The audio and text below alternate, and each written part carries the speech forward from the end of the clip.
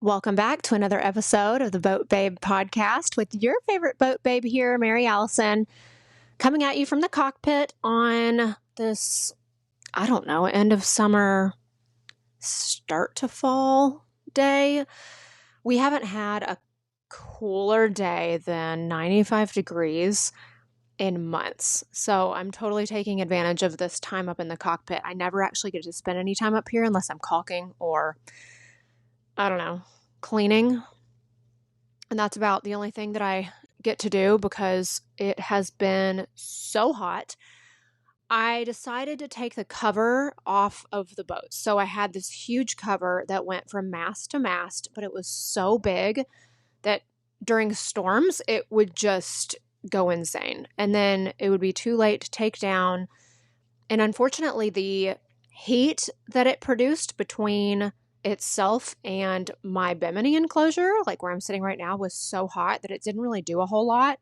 So I cut it up and made this cover on the stern that is a big, kind of like an odd shaped diamond, but it helps with the sun coming in during the evening. And then I found some awesome canvas that I had for my boat neighbor, and it's a tan like khaki color, but I made a cover for the front, a big triangle cover, and then I made a cover right in front of my bimini so when the sun comes up, it doesn't bake it in here. So I feel like I'm trying to get the sun under control on the boat. I really feel like it's a never-ending journey. So anyway, welcome to my cockpit. This is my first video recorded podcast episode. And while I think about it, I need to put my phone on Do Not Disturb because usually I get a phone call and then I have to edit it out. And I don't like editing. I like impromptu stuff where you just join me along the journey of whatever the heck I'm working on. But anyway, yeah. So one thing that I've been focusing on lately is trying to be more organized with content. I want to have more podcasts uploaded weekly, which was the plan. And I want to focus more on YouTube. So I just asked a friend of mine on Instagram about cameras, and he suggested one that I just added to my Amazon influencer storefront. So if you're a big Amazon fan and you own a boat, or you're wanting to own a boat, or even if you're just like interested in what the heck I purchase on a regular basis for this lifestyle, go on Amazon and find me That Boat Babe. I think Amazon actually doesn't make it that easy for you to find me. So the easy route is to go to my Instagram. Let's be friends on Instagram at That Boat Babe. Go to the link in my bio and go to my Amazon storefront and follow it and go through things. There might be things that you're like, oh, didn't even think about the fact that you need extra water pumps on board, or gosh, what's something else? Just fun electronics, or even stuff is like, like my Kindle. I've added on there instead of having books on board. Today I was making a video about hair care products I like to have on board only because I only wash my hair about once a week, maybe every 5 days, stuff like that. It goes from my favorite must-haves basically for every type of area of living, I guess you would say, on the boat. So go ahead and check out that storefront. I'm going to be adding to it as much as I can. But yeah, so for a boat update, for all of you who follow me because of my DIY projects and all that fun stuff, my paint job's still not complete. And I absolutely hate that it's not finished, but it's not an option. With the weather that we've had throughout the whole summer. First of all, it's been incredible. I can't complain. We haven't had crazy storms. We haven't had crazy winds. The heat, though, has been so intense that when I do try to paint, the decks are so hot that it's pointless. It literally runs off. I can't even use reducer to do anything. So I decided, let me just put that on hold and work on some other projects. So as for my Allcraft 2000 spray job that was completed at Barber, it looks really good. I had an issue on the stern where I had ordered a new graphic for my name, Rhiannon, and I dropped it in the water. One gust of freaking air dropped that in the water, and I tried, everybody's like, no, you can still use it. And I'm like, okay, to an extent, but when it detaches from the paper, reattaches to the paper, and then you try to stick it to your hull, unfortunately, it turns into a disaster. And when it dries up there, the paper adheres to your hull. So I actually had to scrub the paper off of the new paint, and it's not the happiest back there, but I'm going to get another vine. I got a new name, not changed the name, but like got a new one. Put that on the stern, and then the area of paint that's not the happiest, I'm just going to put a sticker over it, like a star or something. But where I'm from, I put, if you follow me on Instagram, you would have seen this, but I put where we're from is the moon, and I'm in love with it. I feel that I can't say I'm from anywhere. Maybe space, but that sounds kind of weird. But I actually found the font for anything with space and NASA. And so my boat says I'm from the moon. And I don't know if I technically can actually have that going down island. I think you're supposed to say you actually are from somewhere, but that's just where it's going to be. And I'm going to have to deal with it when I get there. If you hear of anything in the background, it's because there's a fish jumping out there right now. My dog is barking at somebody walking up the dock, and the love bugs in Alabama are taking over. So I've actually had my enclosure closed to keep these suckers out, and they just somehow make their way in here. I don't know what the point of these bugs are. They're kind of that bug that you're like, there's no point, because right when the temperature drops like one more degree, they all die and they can't fly in the rain. So I don't know. Anyway. Okay. Let's jump into projects that I'm doing downstairs, since I haven't been able to do anything with the paint. I mean, the cockpit, you're in my cockpit right now. It is ice blue, Allcraft 2000 ice blue, and then I used Kiwi grip to roll the non-skid. I like the non-skid. The problem with it is just like any cockpit, you have a lot of wear and tear, just like foot traffic coming through. So I'm trying to figure out the best way to keep it clean. And really what I just do is I put down a lot of towels and walk on the towels, or I just step on my cushions, which I made, and it usually keeps it pretty clean. But what I have to do is vacuum it out a lot. And I do have deck cleaner. So I think it's going to be fine. I'm excited to roll the whole deck. I'm excited for it to be finished. My dog is barking at these people that literally are on vacation. They come here, they get a bushwhacker, and then he ruins their fucking moment of dock walking because he hates when people walk down the dock. So pardon my French. Okay, so what I've been doing downstairs is taking out the old freezer on the boat. So back in the day, my boat had, this is what I just found out because I'm under the counters and under the floors. I had an old freezer. You know those old freezers that you actually have to like lift the top and like basically go upside down to get your stuff out of the bottom, and then they get nasty. That was the old freezer that I had on this boat.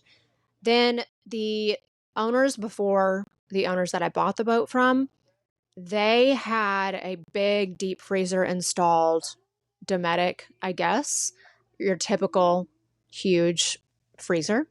And it lasted, I guess, probably like 15 years. Like, I think it wasn't a terrible install. It is far enough away from the engine room that it stays really cold. But to replace that without even replacing anything except for the, I guess, freezer, why am I totally blanking on this? The fan still worked, but the compressor went out. So basically to replace the compressor wasn't an option. I would have to replace the whole unit because of its age. And the cold plate that was in there was really thin. I mean, it was bendable thin. And to replace it was going to be $3,000.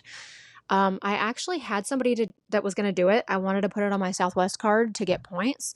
He didn't want to take a credit card. And I just said, I don't feel like paying cash for this. So I didn't do it. And I'm glad I didn't. So I started doing some research on other freezer options and came across a Dometic 12-volt freezer. It's basically for RVs and camping.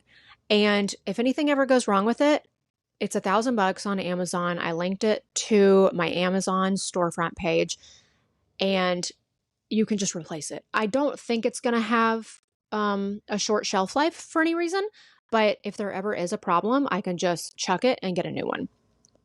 So that's going to be installed. I got the 75, I don't know, size. I don't know how the sizes are. I guess it would be, I don't know if they do it by liter. I don't know if they do it by cubic foot. I'm not sure. But this Dometic 75 whatever size, and it's gigantic. It was delivered the other day and I could barely pull it out of the rain. And I have no clue how I'm going to get it downstairs. No clue how I'm going to lift it up and put it in. So I'm going to try to do a YouTube video on that. It might be comical. A couple other things I added to my Amazon storefront that I'm going to get a new camera, a new microphone, so I'm not holding this microphone with a cord, and a couple other electronics just so I can actually start vlogging and keeping y'all, up to date on all the stuff going on and the boat DIY upkeep world. Plus, 4 weeks and counting, we are going to be sailing to the Bahamas. I can't wait. So one thing I realized, I haven't done a backstory podcast. I think I've incorporated my boating career, I guess, throughout the last 13 episodes, but I haven't actually started from the beginning, given myself 45 minutes to an hour to explain my career. And last night I got on a friend's podcast and she actually asked me some of these questions about how I got into boating, when I got my first boat, why I gravitated towards getting my captain's license and how it fell in my lap. And, I used to model and what that looked like and all this stuff. And I didn't even realize I haven't even really given y'all any of the story, even though I gave it to her on her podcast. So that will be coming next week. I probably I'll record it later on this week and then I'll upload it next week. So look forward to that episode. It's really interesting. The one thing she said on her podcast episode about my life is, you've lived 9 lives. You're like the cat that never dies. And I haven't heard somebody say that about my life in a long time because this is the most stagnant I've been my whole life. And the reason for that has been personal reasons, family reasons. I made a lot of decisions based off of fear, and I also have been through a lot. I mean, we lost everything in Hurricane Irma, and thankfully, this boat fell in my lap. We live in paradise, but on top of that, there's family stuff that has gone on that has just made it really hard to go back down island, to build this platform. I have a personal page that was private for so long because I had a really horrible stalker for a really long time. Stuff like that. So I'm excited for this platform. I'm excited that you're here. I'm excited that you're supporting me. You have no idea how much it means to me to have you as a part of this community, this sailing community, this boaters community, whether you have a boat, whether you live on land, whether you're living on the water. It feels like home to me. Every time I open up my Instagram or every time I open up my YouTube and see just one more follower or one more comment that's kind, it makes me feel like I'm on the right path. And to tell you the truth, I haven't felt that feeling in a really, really long time. So back to the boat. Okay, guess what just got delivered? So we had been debating on getting a new tender, what kind of tender to get, like a new dinghy. And I have an incredible AB dinghy. It's the 10-foot little center console, like the tiny one with, I think it's a 20 or a 25 on the back. I got it for $3,500 from a marina nearby. This guy had no clue what he had. and it was on his boat that had gotten really hurt during Hurricane Sally. So he just put his dinghy for sale, put a price on it, and I was like, wait, that's an AB dinghy that's never been used. So wrote him the check. I don't even think I started it. And obviously it started right up. He's never even put air in it. Like, it's solid. So I bought this AB, but I knew it wasn't going to fit on the stern. So my dinghy davits right back here they're really strong. Like, they're fine. I actually have been able to lift it out of the water before, but it actually sinks my stern and my exhaust goes underwater. So if you know anything about boats, that's not a good thing, because the water will come back up into your engine and destroy your engine, and inevitably it will sink you. So I knew the AB wasn't going to work, but I knew it was a boat that I could keep forever. It's going to be fine. Like, it's something that'll last a long time, especially because it's not going to be worn out, like a dinghy I would have on this boat all the time. So I asked my friend Lee on Instagram. She is SV, Sailing Vessel Jubel, on Instagram. Her page is amazing. They have been living on their boat for the last 6 years and traveling around with Ricky, their dog, their one-eyed little bandit, and their 3 cats. And she's such a great resource because her boat is a cousin boat to my boat. So whenever I have a question, I can ask her, because most likely she'll know the answer, because our boats are related. So she has an OC tender. So I started seeing more posts about OC tender, and we bought an OC tender. We had it built in New Zealand, and it just arrived here at Barber Marina, and it needs a huge forklift to put it in the back of the trailer that's attached to the truck over there. And with this weather, I just haven't even gone over there to look at it. But I'll post that on my Instagram and probably make a reel about it and the unboxing of the OC tender, which will be so fun. But the one that we got is, I think there's an option you can get carbon fiber, like all carbon fiber, or fiberglass and carbon fiber. I think we got one that was already in production that I don't know if somebody just stopped production on it or decided they didn't want it or something happened. So we just took the one that was already in production. I'm pretty sure it's a combination of fiberglass and carbon fiber. I'm really excited about it. It's going to fit perfectly on the stern. And because it's not an inflatable, fingers crossed, it should last, quote, forever. And so that's going to be on the back of our boat. And I think next week we will be going up to Scott's Marine to get, I'm pretty sure it's a 15 horsepower Mercury. We were trying to figure out where to buy it from, but I think Scott's Marine right up here in Alberta is going to be the place to get it. So that's exciting. I haven't had an actual dinghy that I've enjoyed using on this boat in years. So that's an awesome, expensive upgrade. Speaking of upgrades and documenting them all, insurance has requested a survey. And if any of y'all live on your boat and you get requested a survey, you go, oh my God, there goes how many grand? Why? But the way I look at it is, Rhiannon, first of all, brand new paint job. Yeah, maybe I did it, but it's still a shit ton of money and a shit ton of effort to put into this boat. New paint job, new bimini, all new electronics, 2 new air conditioning units, new generator, new hot water heater. Gosh, what else? New hoses, new water pump, extended the bed in the stern to make it a queen instead of a double. New lighting.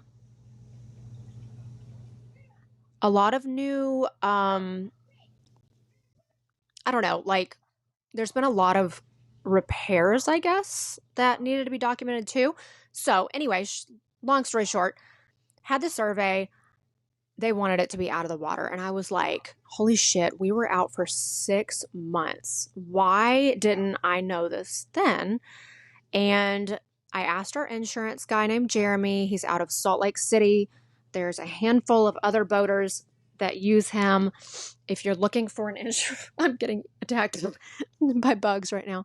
If you need a new insurance guy and you're trying to find insurance for an older vessel that is over 40 feet and you're having a trouble with Geico, you're having a hard time with Progressive, like nobody wants to insure you, just DM me and I can pass his information along to you. But he was able to make it to where we could do an in-water survey as long as the boat was in Bristol condition. So I asked Alexa what Bristol meant, and she couldn't tell me. She said it's someplace in England. I asked a tutor friend that I know what Bristol meant. She had no idea. So the definition of Bristol condition on your boat is the best that your boat can be for the age that it is and the make and model, which, okay, I feel like that was like the most broad definition. So insurance wants a Bristol condition boat for it to be in the water, and then they will do an in-water inspection survey, which I already did. They wanted an in-water inspection basically just to show that like I just did the bottom. Like everything's fine, through holes are fine, steering's fine, no blisters, etc. So I was able to do that. Well, we did the survey with a gentleman named Cecil from Pensacola. It turns out it was like Rhiannon passed with flying colors. I couldn't believe how amazing she did. My mom was like, yeah, because I told my mom, I'm like, I just feel like I'm so hard on myself. I'm not done with the paint. I'm not done with the teak. I think they're eyesores. You know, I have a manifold downstairs that's barely leaking, but I know that it bothers me. I need to fix it. I have a new faucets that I haven't installed yet. I'm putting in new sinks in the bathrooms, which means new countertops are being made. And I say are being made, like nobody's actually doing that. Like I'm going to be doing that. We're going to be doing that here on the boat.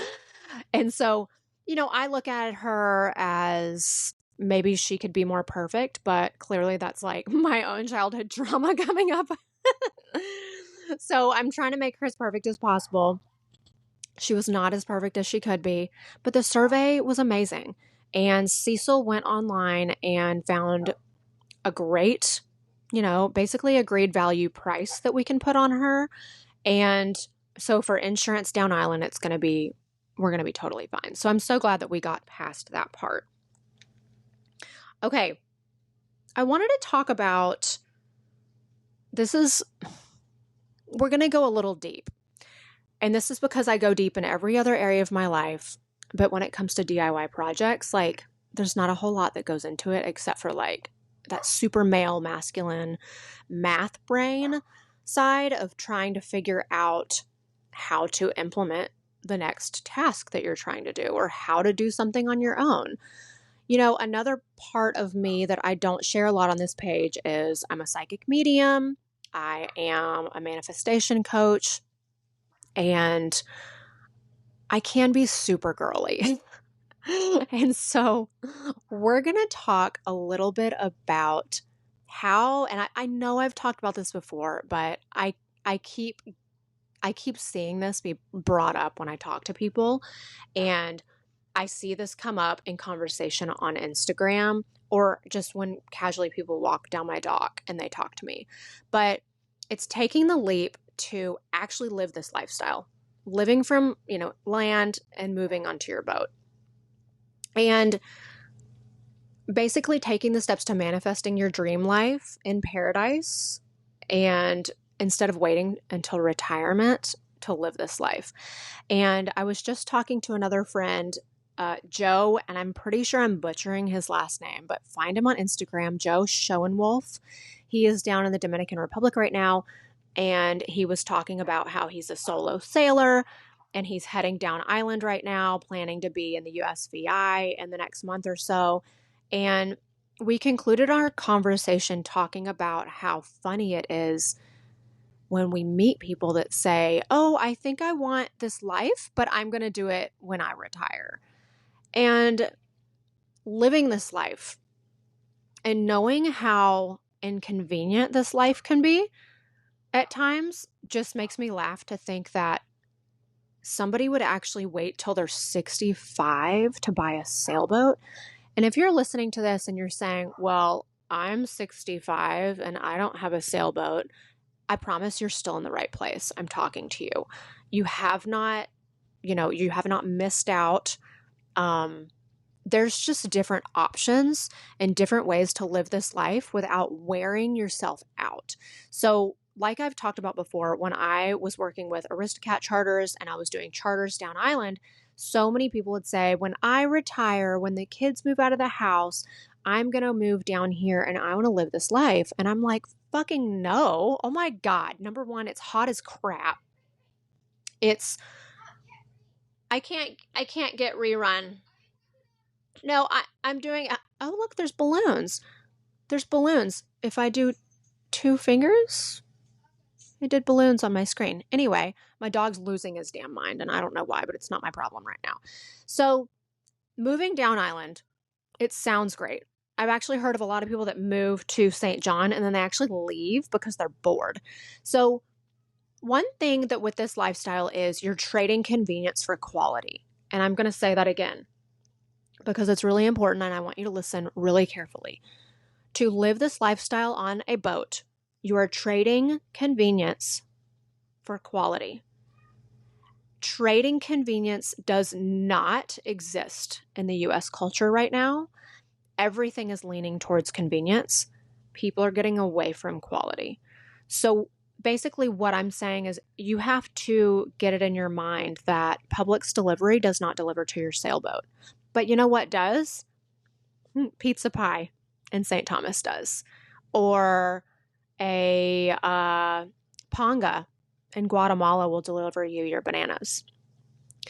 And maybe football games on a Saturday night with your friends watching Alabama LSU is not, in the cards, but playing cards with your favorite bottle of wine in a cockpit that's lit up by solar lights all night with a family from the other side of the world fills up that cup just as much or more than what you're used to in your day-to-day life.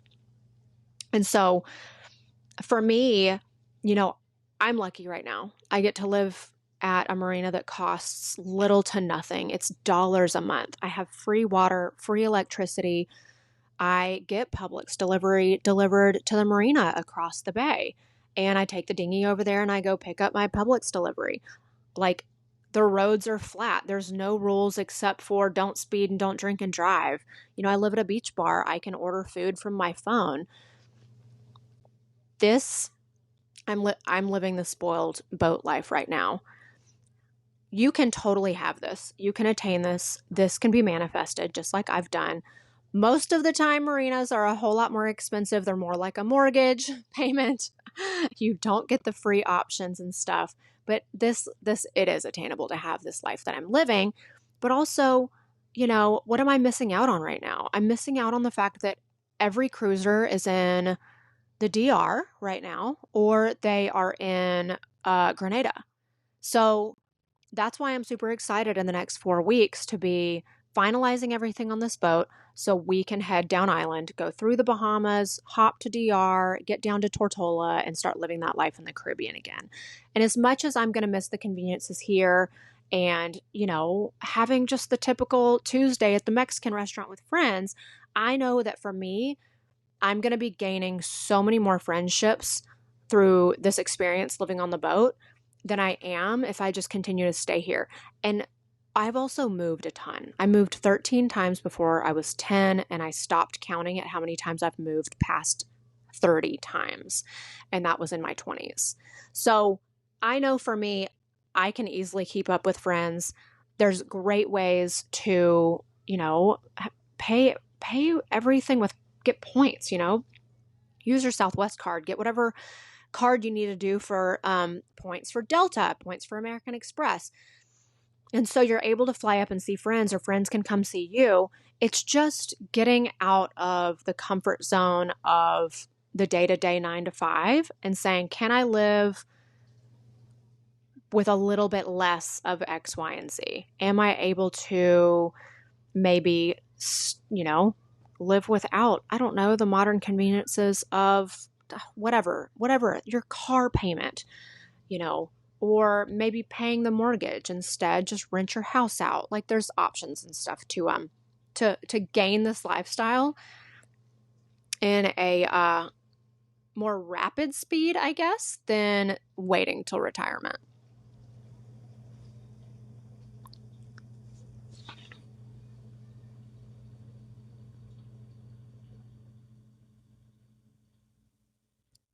The last thing I'm going to say about, and I could talk about this forever. I know I'm going to have another podcast episode about this, but the last thing I'm going to say about taking the steps to try to have this lifestyle.